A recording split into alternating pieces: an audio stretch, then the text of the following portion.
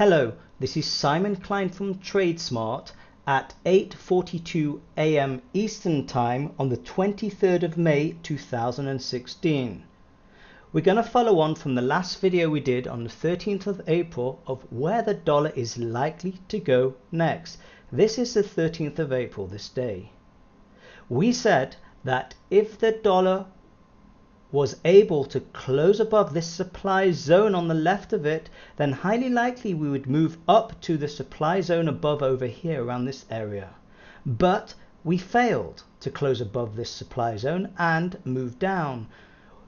The market moved up again and failed to close yet again above the supply zone on the left and again moved down. This move down over here actually went below the bottom of this monthly base, which may have brought in a lot of sellers expecting the move to continue down here.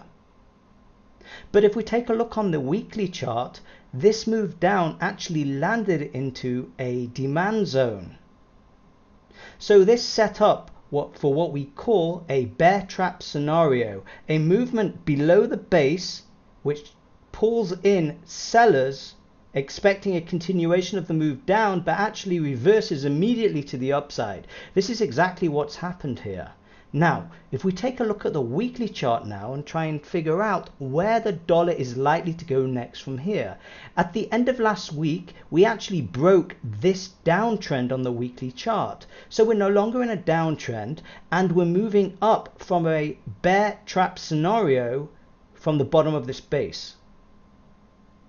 So if we take a look now at the daily chart, we see we're in a daily uptrend here, and we see that this move up here actually closed above this supply zone over here. So this supply is highly likely to become demand here.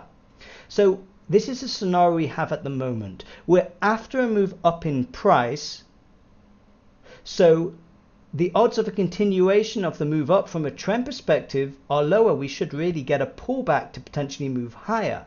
But from a supply demand perspective, we're actually up above the supply zone, which is highly likely to become demand. So what's happened in this scenario, if we take a look on the hourly chart, we get sideways action. But the odds are still, I think, greater for a move to the upside. And we'll have to assess how the market wants to play out.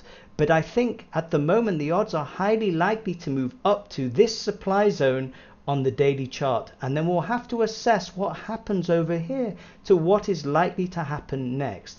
Now, if the market fails to move up and we turn to the downside, then we could potentially move down again.